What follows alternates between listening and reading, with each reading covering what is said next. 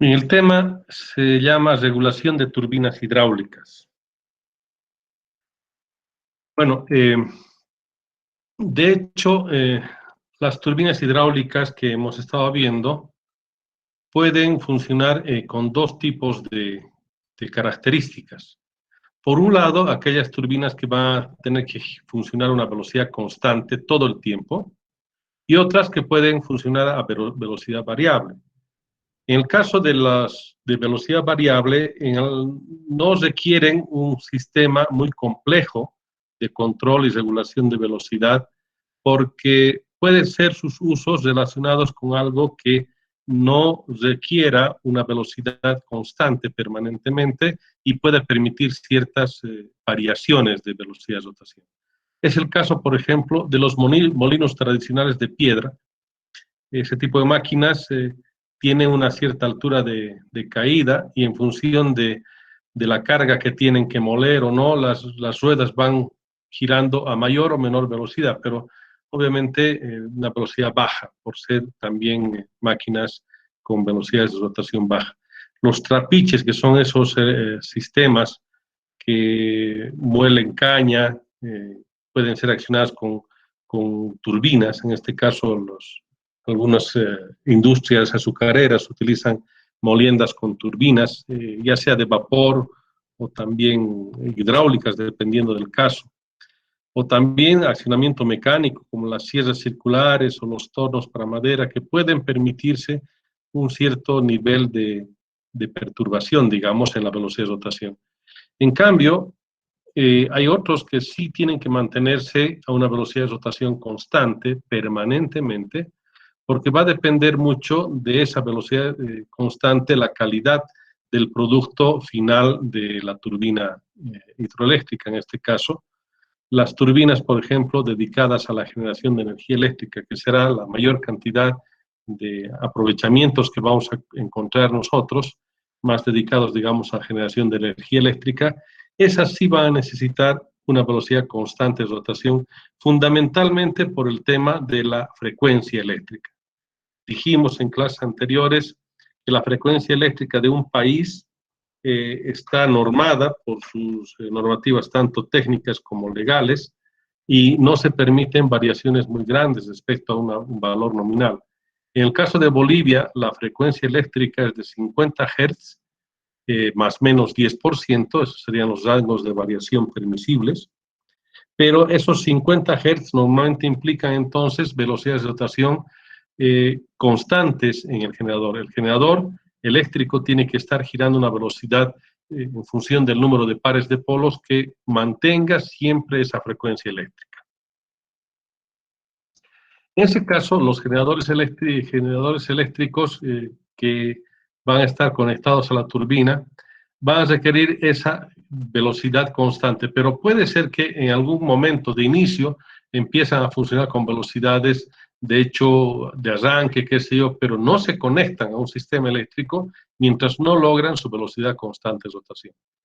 Ahora, en ese caso, si es que se produjera una variación de velocidad del generador, normalmente se van a producir problemas de bajo o de subida de la frecuencia eléctrica, lo cual va a provocar daños en los equipos de los consumidores, es decir, de los usuarios finales de la electricidad.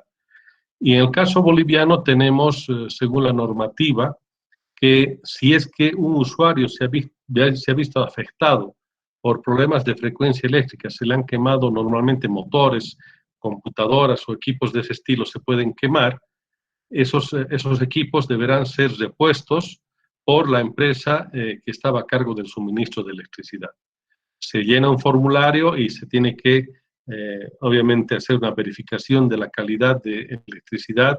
En algún momento de reclamo, digamos, se estipula todo ese problema y con base a una inspección se determina el rango de culpabilidad, si es o no correcto lo que ha podido pasar.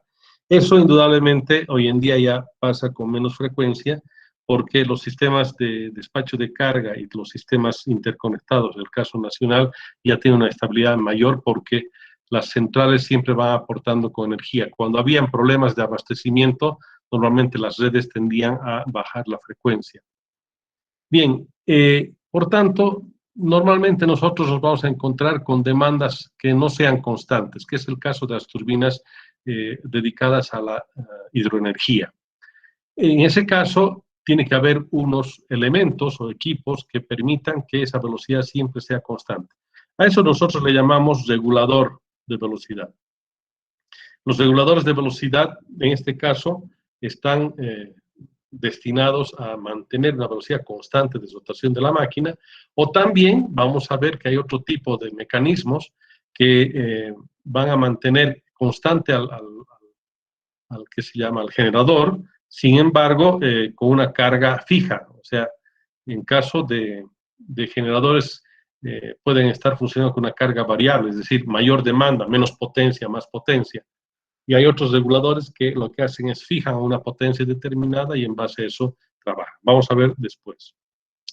¿Qué problemas pueden haber en el caso de sistemas que varíen su frecuencia, tanto hacia arriba como abajo? Acá arriba, en el cuadro, en la parte superior, vemos los problemas que conlleva tener una baja frecuencia eléctrica, y acá en la parte de abajo los problemas que tienen en caso de alta frecuencia.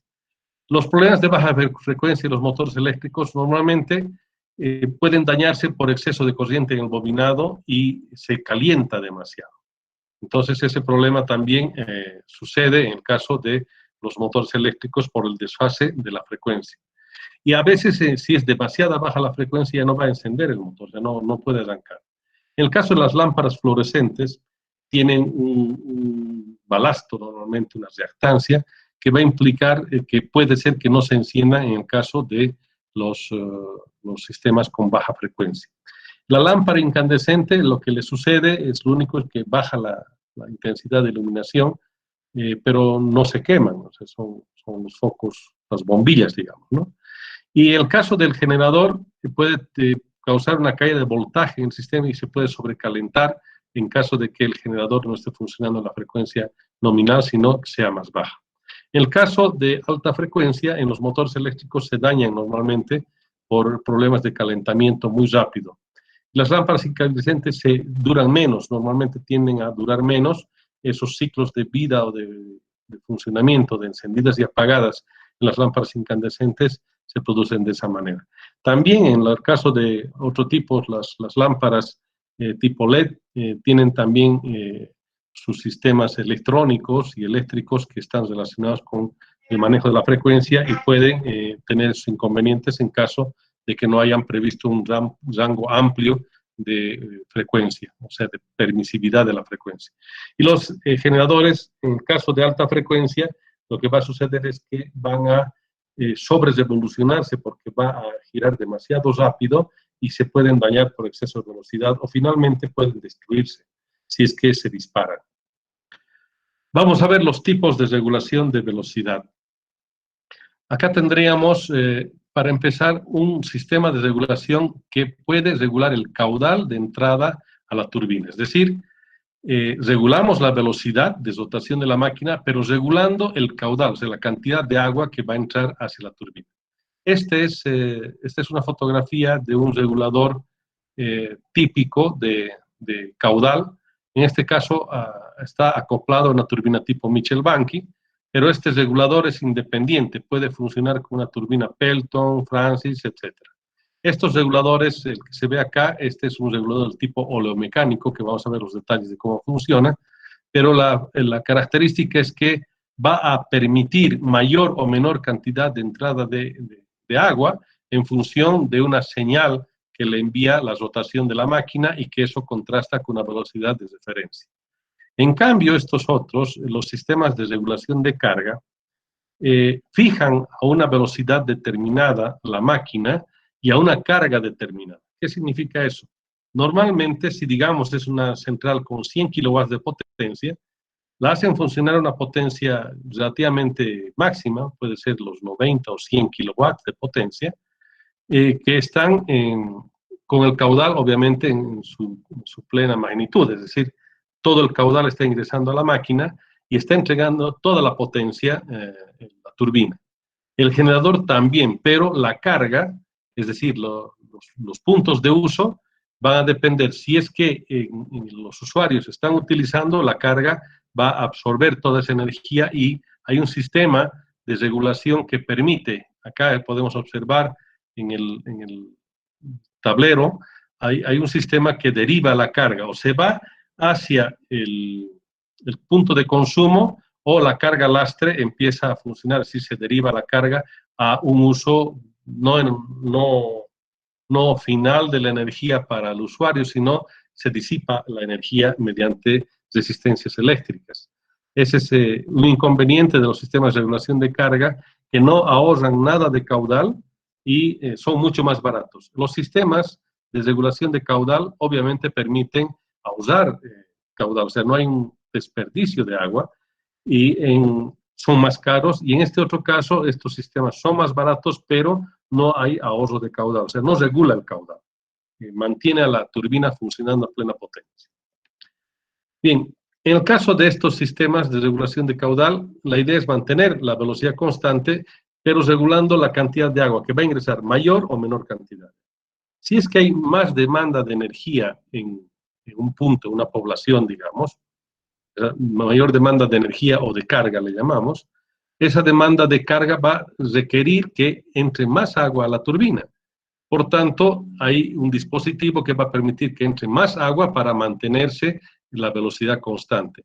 Porque si no le entrega más agua, esa carga va a ir frenando al generador eléctrico y también a la turbina, y va a tender a bajar la rotación y además a frenar de tal manera, si es una carga muy grande, la turbina no va a poder mover al generador, o sea, va a haber un freno muy grande. Entonces, de esa manera puede bajar no solamente la tensión, no el voltaje, sino la tensión, y puede ser que ya no genere bien. En ese caso, hay una forma de regular de manera automática, y la otra forma que sería regulación manual. La regulación automática es la que hoy en día se impone porque ya no tenemos que estar pensando en elementos muy costosos, y una regulación automática es mucho más simple hoy en día hacerla. La regulación manual normalmente son máquinas antiguas que un operador tiene que estar atento a mover una llave de paso para poder abrir o cerrar el paso del caudal. Entonces, ese tipo de regulación solamente la hago referencia porque tal vez alguna vez se encuentren con un sistema que tiene todavía una llave de paso que abre o cierra. Sin embargo, la regulación automática hoy en día es la que prevalece.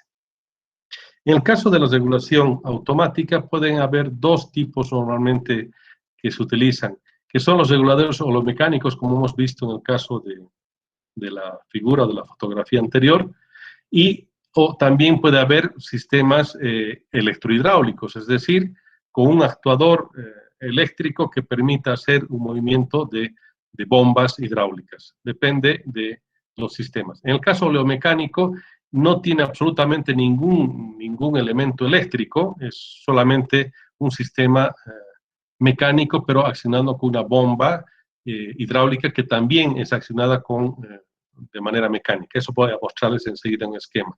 En cambio, los electrohidráulicos utilizan un motor eléctrico para mover los actuadores.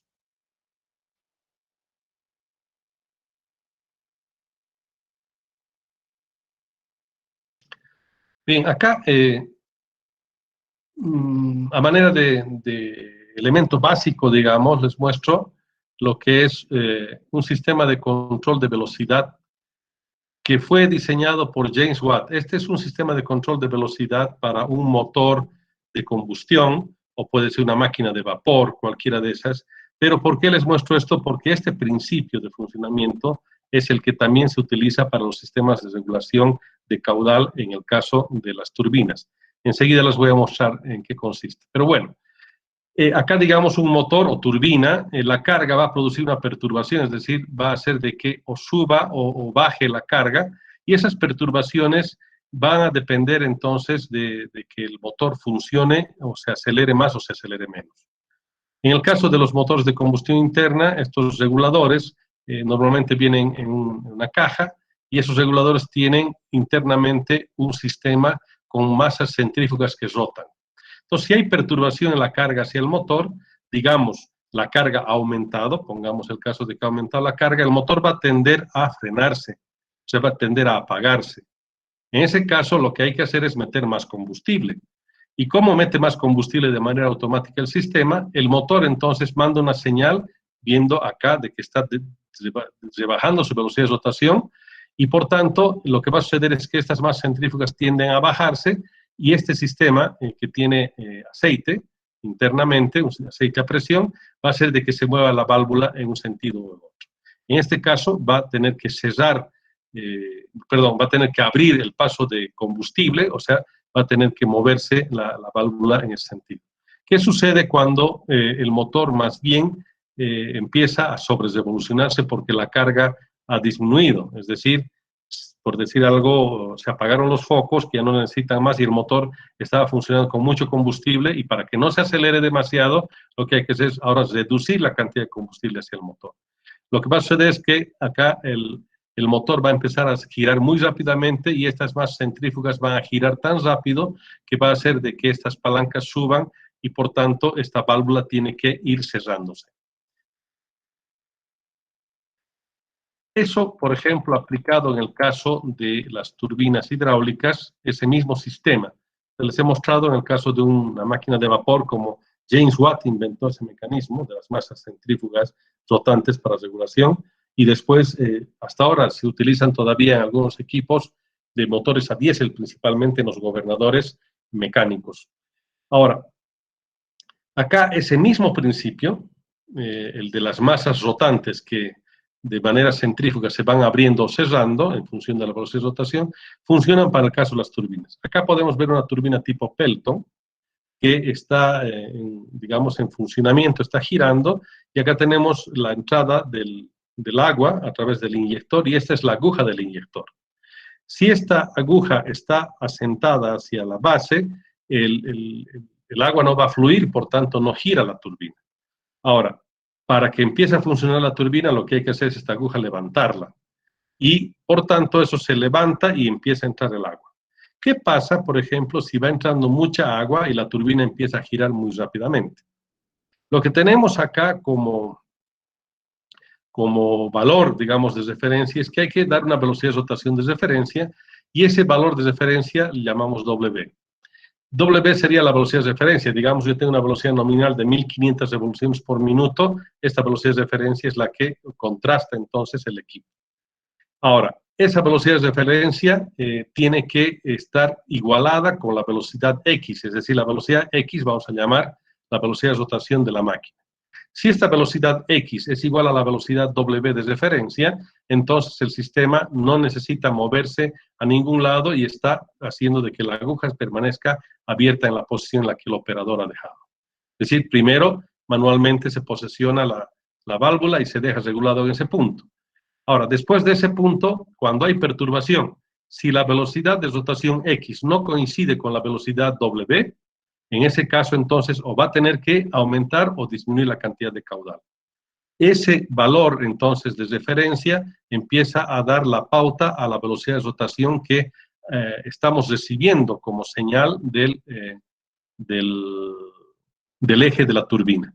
Entonces, ¿qué vamos a tener que hacer? Vamos a tener que corregir, entonces, de esa manera, y eso hacemos a través del accionamiento o el proceso de la señal Y. En este caso, por ejemplo, si la turbina está sobrerevolucionándose, es decir, está entrando mucho caudal, lo que va a suceder es que estas masas centrífugas van a girar tan rápidamente que se van a ir separando. Al ir separándose, lo que va a suceder es que este eje de acá se va a subir, y al subir este eje, como está pivotando en este punto, acá, esta aguja va a bajar y por tanto va a tender a cerrarse el paso de caudal. Entonces, cuando las masas centrífugas están girando muy rápidamente porque la velocidad de rotación se ha excedido, entonces esto va a producir que la válvula aguja se cierre. Ahora, este movimiento es permanente. Este valor de referencia siempre va a ser constante, que es la velocidad de rotación que debe mantener el generador. Y esa referencia va a contrastarse permanentemente con la velocidad X, y por tanto, de esa manera, estas masas centrífugas van a estar girando o a una velocidad constante, o va a empezar a aumentar la velocidad, y estas masas centrífugas van a tender a abrirse. De esa manera, la aguja sube, baja, aumentando o disminuyendo la cantidad de caudal respecto al sistema. ¿Qué es lo que sucede, por ejemplo, acá en un sistema que está con gobernador, o sea, con este sistema de regulación? Va a mantener siempre la velocidad de rotación constante y por tanto voy a tener una calidad de energía eléctrica sin ningún inconveniente y voy a mantener una tensión y una frecuencia constantes. En cambio, si por ejemplo tengo una perturbación y el gobernador no ha actuado, va a tender a empezar a subirse. ¿Sí? Va a tratar de salir primero de manera exponencial, va a tratar de salirse la velocidad de rotación. Entonces, ¿qué hacemos? Tenemos que entrar a hacer la regulación y esto va a tener una curva en la cual va a llegar a regular. Entonces, tenemos todavía un periodo en el que debe llegar a un régimen estable. En el régimen transitorio va a suceder lo que aparece en el lado derecho. Acá, por ejemplo, si no hay regulación, va a tender a salirse por esta línea recta, proporcional, y va a tender después a dispararse, ¿no? Exponencialmente. En cambio, acá las perturbaciones, lo que va a suceder es, el gobernador va a empezar a recibir las señales y obviamente va a ir regulando, pero una regulación no es totalmente instantánea, sino empieza a disminuir entonces la frecuencia o los altibajos o los deltas de frecuencia hasta llegar a una frecuencia nominal que sea como el caso de la figura número 1. Vamos a ver eso a continuación. Como es ahora en el caso ya de un esquema mucho más completo de un sistema de regulación de una turbina. Acá aparece la imagen de una turbina tipo Pelton, pero como les digo, esto puede servir para cualquier otro tipo de turbina. No es el caso obligado de que sea para turbina Pelton, puede servir a turbina Francis, turbina Michelbank, etc.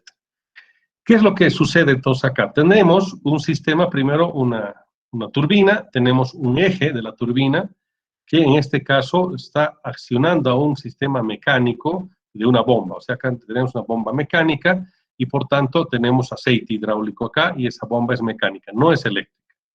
Bien, entonces es una bomba con accionamiento mecánico directo y tiene un depósito de líquido hidráulico. Este sistema del eje pasa además hasta un sistema de correas y poleas que conecta a las masas centrífugas del regulador. Estas masas centrífugas, como les había explicado anteriormente, lo que van a hacer es abrirse o cerrarse y haciendo mover una palanca. Bien, este sistema del circuito hidráulico, entonces, tiene una válvula que va a derivar hacia un actuador y este actuador está conectado con la válvula aguja, en este caso la turbina tipo Pelton. Bien, esta válvula aguja, hemos dicho, cuando esté hacia el lado izquierdo acá, sentada en este punto, va a interrumpir el paso de caudal y no va a fluir nada de agua. Entonces, en la posición totalmente cerrada.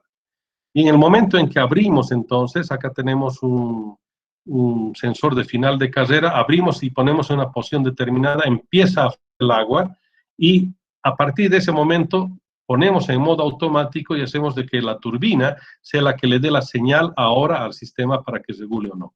El momento en que se ha abierto acá un poco la válvula, la válvula aguja, acá en el inyector, entonces acá hay un resorte que se comprime. Ese resorte que se comprime está esperando un momento en el que va a salir para empezar a actuar, para cerrar automáticamente.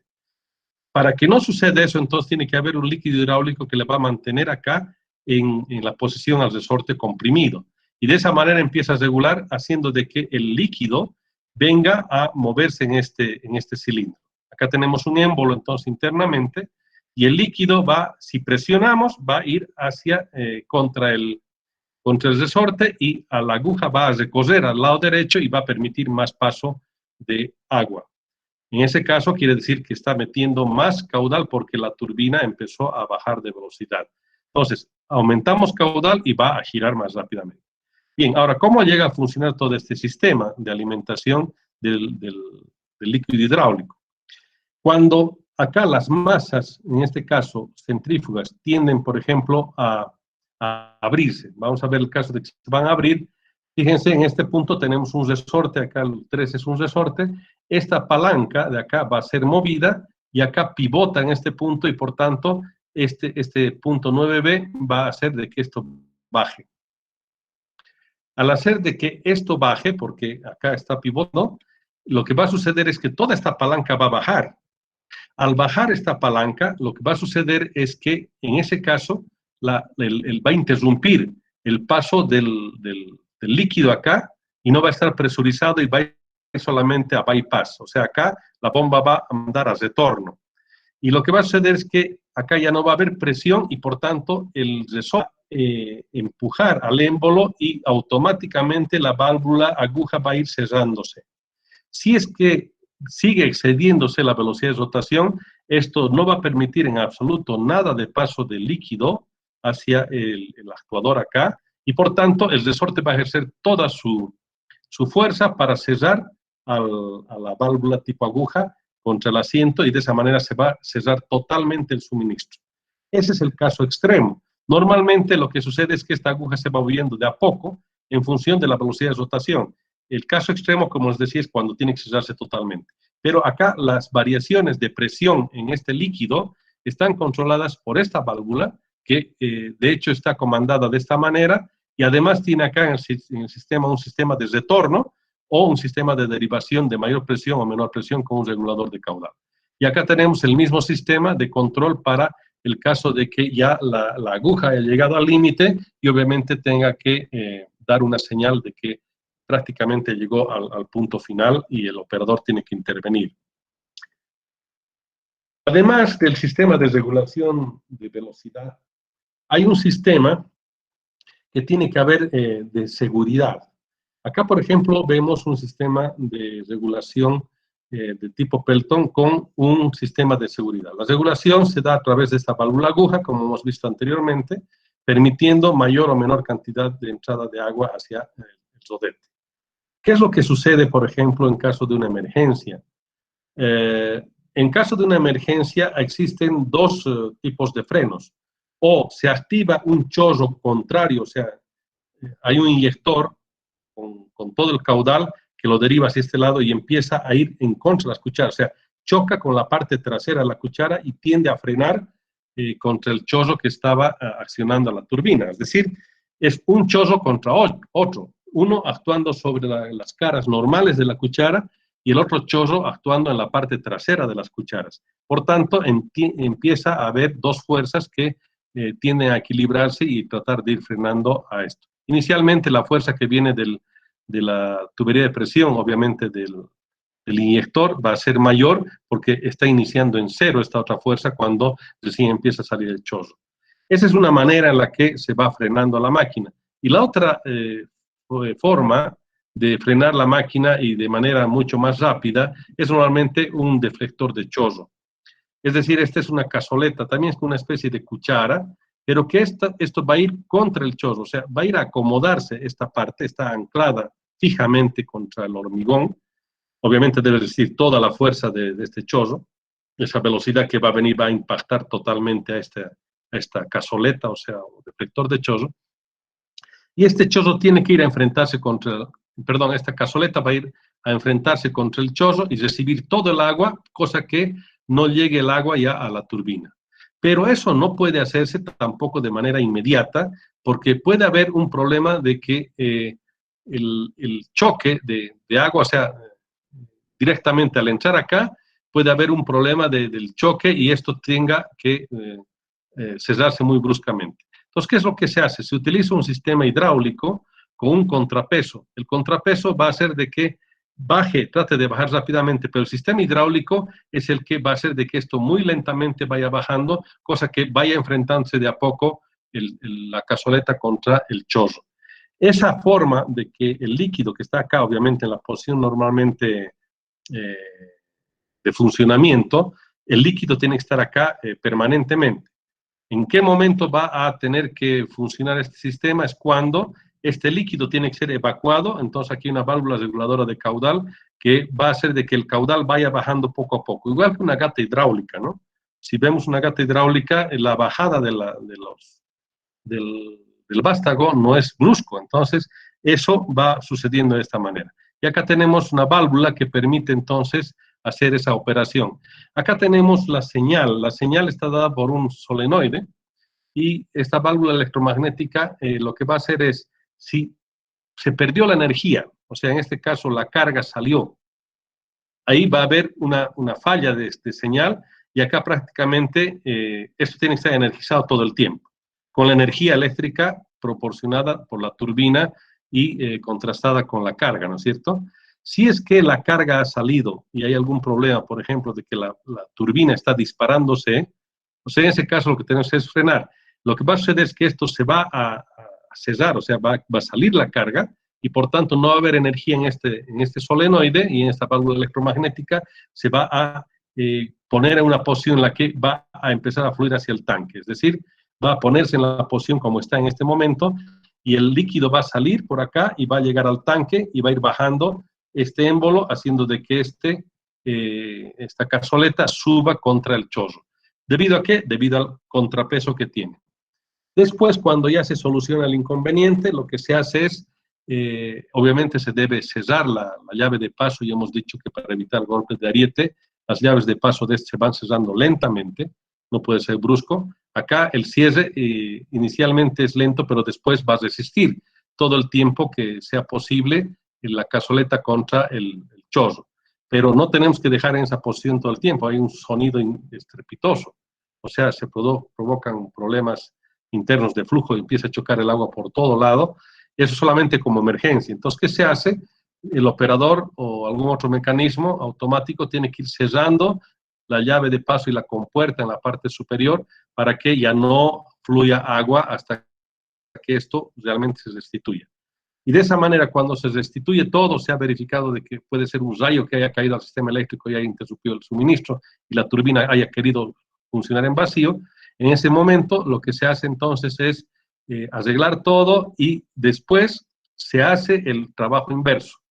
Se energiza esto y se hace que la válvula entre en otra posición, y metemos entonces el líquido hidráulico por acá y hacemos que ingrese hacia el cilindro, y por tanto se mantiene presurizado el cilindro. Y lo dejamos en esa posición hasta que haya otra vez la falla, y esto está entonces en una posición donde la cazoleta no está contra el chorro y se mantiene en esa posición lista para poder actuar nuevamente. Acá podemos observar cómo son los sistemas de regulación. Acá está, en esta parte está la turbina, es una turbina tipo Pelton. Acá está el generador eléctrico, y este otro lado, del lado derecho, es el regulador. Es un equipo bastante grande y son equipos también costosos, no son muy baratos. Acá vemos una fotografía también de un regulador.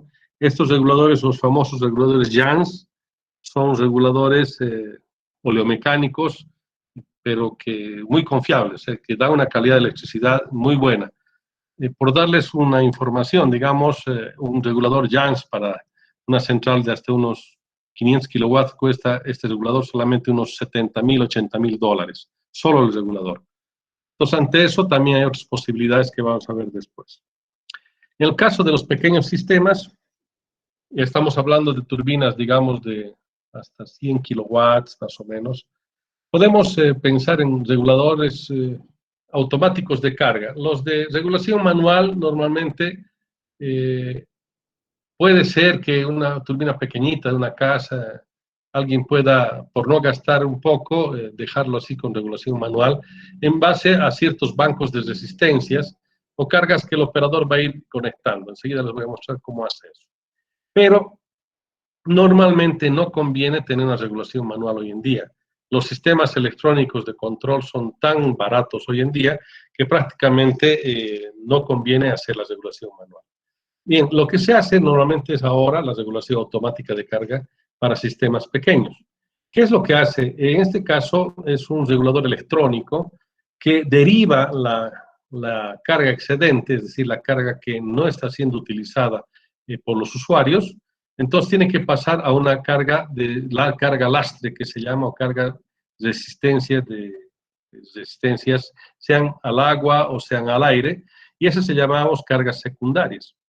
Entonces, en este caso, el generador está trabajando y la turbina también a potencia nominal. ¿Qué ventaja tiene esto? Es de que es de menor costo y tiene un bajo mantenimiento. Prácticamente no necesitas ni siquiera el operador. En una de las clases vimos el caso de las turbinas, así un video de la central hidroeléctrica de Pongo. Ahí, por ejemplo, tiene un regulador electrónico de carga que está funcionando todo el tiempo y no necesita el operador estar presente ahí. Vamos a ver cómo funcionan en ese caso los sistemas, digamos. En este caso, tenemos lo mismo, un sistema que perturba, digamos, la señal. W es la señal de referencia, X es la perturbación que se produce, y Y sería, en este caso, el sistema de regulación que se va a producir. Acá está para una turbina Mitchell-Bank. Y a esto le llamamos la carga lastre, ¿no es cierto? La carga de los consumidores o la carga lastre. En el sistema de regulación con caudal, esto puede funcionar de esa manera, es decir, regulando el caudal. Pero yo puedo anular todo esto y solamente utilizar un sistema de los consumidores por acá y hacer un circuito aparte donde esté la carga lastre. Y poner acá, de cuenta de este sistema de regulación de caudal, poner un sistema que abra totalmente el agua y, por tanto, la turbina está girando a plena potencia. ¿Qué va a pasar con ese giro de la plena potencia? El generador va a tratar de acelerarse. Y lo que va a tener el generador es dos posibilidades. O se va a ir la carga hacia los usuarios, hacia los consumidores, o se va a ir a la carga lastre.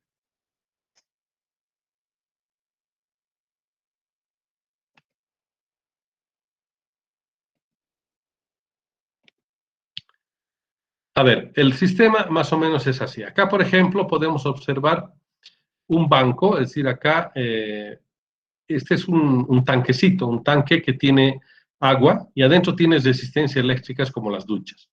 Entonces, ¿qué es lo que sucede? La energía eléctrica que está yendo hacia la población, en caso de que la turbina esté siendo demandada en su totalidad, la energía eléctrica se va a ir totalmente hacia la población. Eso se va a ir por este lado. En caso de que la energía eléctrica no sea demandada en su totalidad en la población, lo que sucede es que acá internamente activa al regulador electrónico de carga y manda la señal y deriva la carga hacia el tanque. En este caso, el tanque, que tiene resistencias eléctricas, va a quemar esa energía. Lo que está entrando es energía eléctrica hacia el agua y en el caso del agua se va a calentar. Entonces estamos perdiendo energía, no estamos utilizando esa energía para fines, digamos, de venta. En el caso de la energía vendida es la que está yendo a los usuarios. En cambio, esta otra, la de carga lastre, es la que estamos perdiendo. Ese sería el inconveniente de tener reguladores electrónicos de carga cuando estamos haciendo funcionar la turbina a plena potencia y la carga no es utilizada en los consumidores, sino está siendo utilizada en las cargas lastre o derivadas. Acá tenemos diferentes modelos de reguladores electrónicos, que son dispositivos pequeños y hoy en día muy baratos, ¿no? Acá podemos observar los tanques. Acá, por ejemplo, el de arriba son los sistemas del tablero de protección, mando y control que permiten llevar la energía eléctrica a los diferentes puntos, tienen sus contactores y tienen sus salidas también para las cargas lastre. Acá podemos observar un tanque que tiene internamente sus resistencias eléctricas. Va a ingresar agua fría y se va a calentar con las resistencias eléctricas que deriven la energía eléctrica de la turbina y el agua caliente, bueno, es desechada o utilizada para algún otro fin. En algún caso, algún posible uso productivo. Acá en esta imagen de blanco y negro se observa el conexionado. Acá se tienen entonces unas barras para conectar las resistencias eléctricas. Si es que las resistencias eléctricas se van quemando, entonces lo que hay que hacer es sustituirlas, ¿no?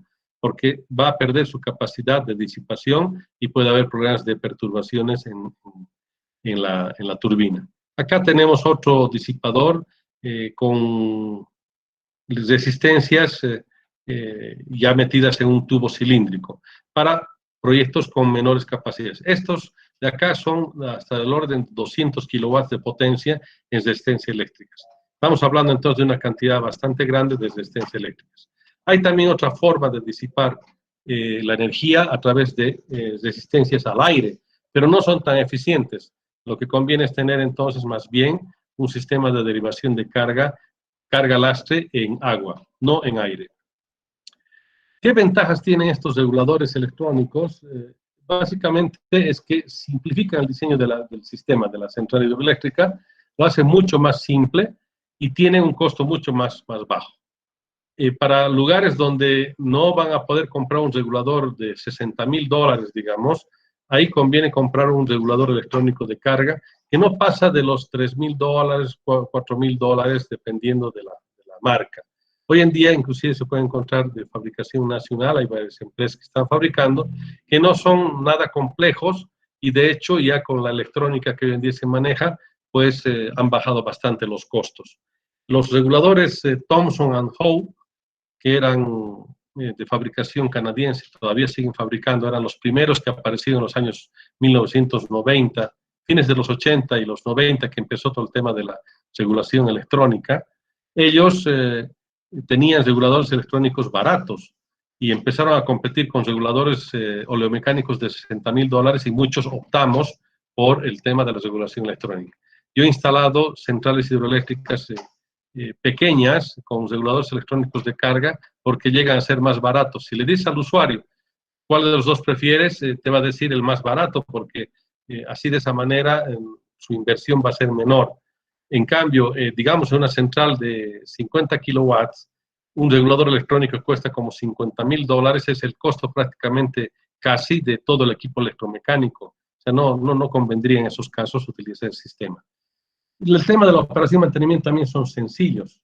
Y en este caso, debido a que no hay también sobrepresiones en las tuberías, porque no se abre ni se cierra la válvula va a estar permanentemente abierta y por tanto no va a haber posibles golpes de ariete. Solamente cuando hayan problemas mayores, recién se va cerrando de a poco el caso de la tubería, ¿no? O sea, de la llave de paso de la tubería de agua. Y la respuesta obviamente es instantánea, porque no tiene que ver con la cantidad mayor o menor de caudal, sino solamente con derivar a un lado, o sea, a la carga lastre, o mantener la carga en el lugar. Este tipo de reguladores los llamamos reguladores IGC, o sea, control de generadores de inducción. Estos reguladores IGC o reguladores electrónicos de carga están yendo a trabajar sobre el tema de la carga con el generador eléctrico. Acá podemos observar algunos modelitos, por ejemplo, este sistema que vemos del lado izquierdo es igual que el del lado derecho, es por ejemplo para una turbina tipo Pelton pequeña, del orden de los 5 o 10 kilowatts, suficiente con tener este sistema. Acá en la parte inferior, como vemos, esta es toda la placa, la placa de todo el sistema de control electrónico. O sea que se simplifica bastante, y es todo ese sistema que lo único que va a hacer es, al generador eléctrico hay que conectar a través de este tablero, y acá mismo dentro del tablero está el regulador electrónico de carga. ¿Qué sucede en este caso? Para sistemas pequeños, 5, 10 kilowatts, digamos, funciona de una manera muy simple y prácticamente llegan a costar como unos $500, $1,000, no es más. Acá, por ejemplo, si nosotros tenemos un equipo que está generando 1,000 watts y la carga es consumida solamente 600 watts, o sea, si tenemos solamente 600 watts por los usuarios, en este caso tengo una casita con 1 kilowatt, que estoy poniendo solamente como ejemplo, ¿no? Si la casita está consumiendo 600 watts, entonces, como el motor está generando, el generador está produciendo los 1,000 watts, lo que va a suceder es que los 600 se van a ir hacia el consumo, pero los otros 400 se van a ir a la carga lastre. O sea que se va a disipar esa energía a través de las resistencias. Eso es lo que estaríamos perdiendo. Los 400 estaríamos perdiendo en la carga que está yendo por la carga lastre, y los 600 sería lo efectivo. Ahora, ¿qué va a suceder si, por ejemplo, se va toda la energía hacia el pueblo? No hay problema. Toda la capacidad se va a ir, los 1,000 watts, hacia el pueblo o la casita, donde sea, y acá va a ser cero a la carga lastre, entonces no pasa nada. O al revés, si por ejemplo ha habido un corto circuito o se cayó el sistema, la turbina va a seguir girando y generando los 1,000 watts, y lo que va a suceder es que en la carga que va a los usuarios, no va a consumirse nada y por tanto es cero, y se van los 1,000 watts a la carga lastre. De esa manera es entonces que deriva a un lado o a otro lado el regulador electrónico de carga, y obviamente es una respuesta inmediata, o sea, es muy simple y de una respuesta rápida. Vamos a ver un pequeño video de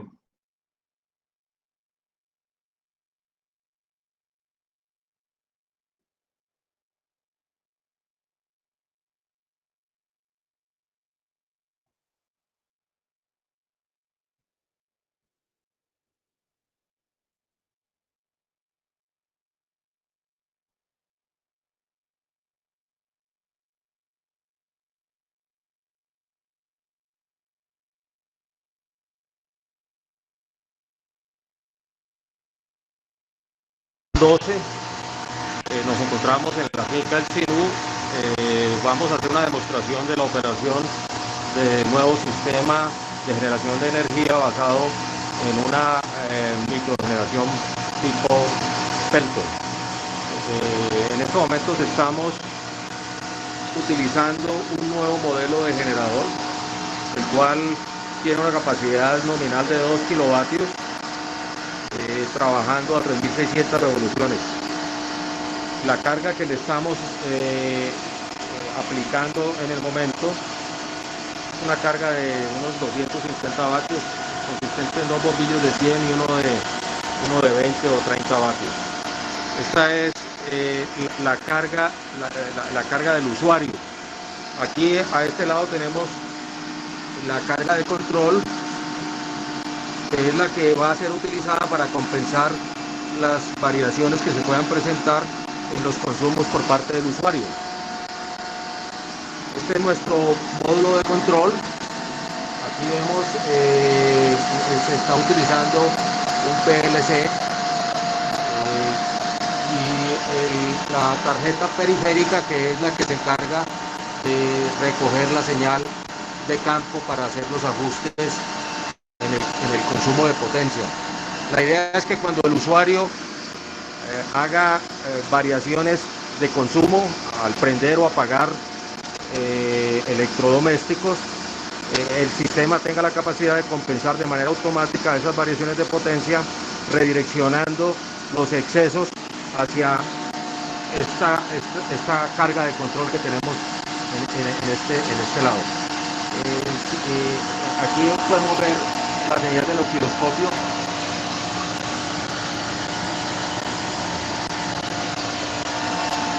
El esquema de control es control de carga por control de fase. En este tester podemos ver el voltaje nominal de salida.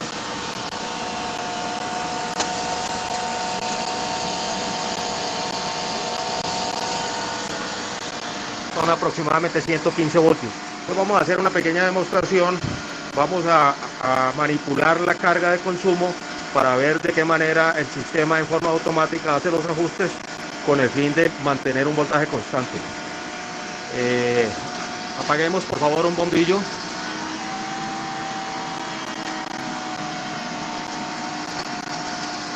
Y vamos a ver cómo responde las variaciones del voltaje en el tester.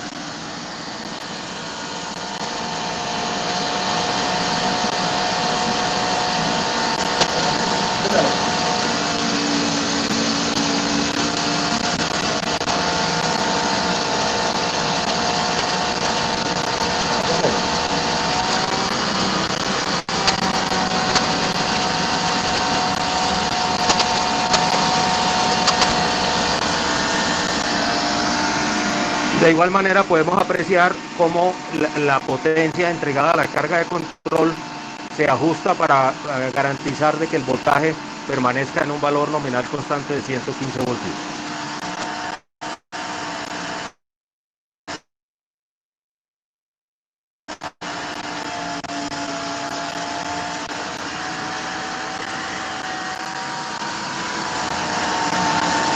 Y la señal de control la podemos observar aquí en el osciloscopio. Vemos que al variar la carga, el ángulo de disparo, que es el que determina la fase de la señal de potencia, se ajusta también para tratar de realizar el efecto de control.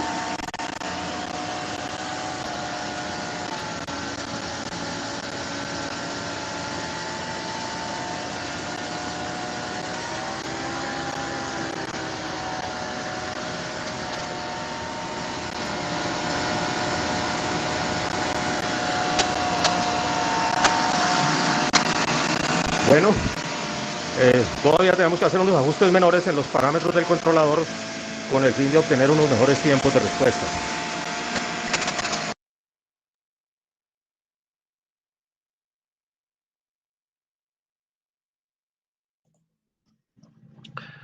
Bueno, ese es un video pequeño de lo que es un sistema electrónico de carga.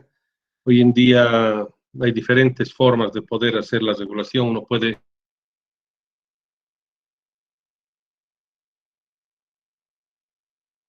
que sirven para ese fin, ¿no? O sea, hay esas posibilidades. Bueno, este es el tema de regulación, entonces, con esto terminamos esta parte. El examen del primer parcial va a ser hasta este punto. Todo lo que avancemos de acá es para la siguiente clase, va a ser ya para el segundo parcial. Entonces, hasta este punto va a ser el examen del primer parcial y eso vamos a dar el día miércoles 2 de diciembre, o sea, prácticamente casi como 15 días, porque el próximo miércoles es 25, entonces sería el miércoles 2 de diciembre que vamos a dar el examen, en examen teórico, no van a entrar ejercicios. Sí, por estas circunstancias de la pandemia vamos a hacer un examen teórico de unas preguntas relacionadas con toda la temática que hemos avanzado, en un tiempo de unos 12 minutos, 15 minutos, dependiendo de la cantidad de preguntas que vaya a hacer.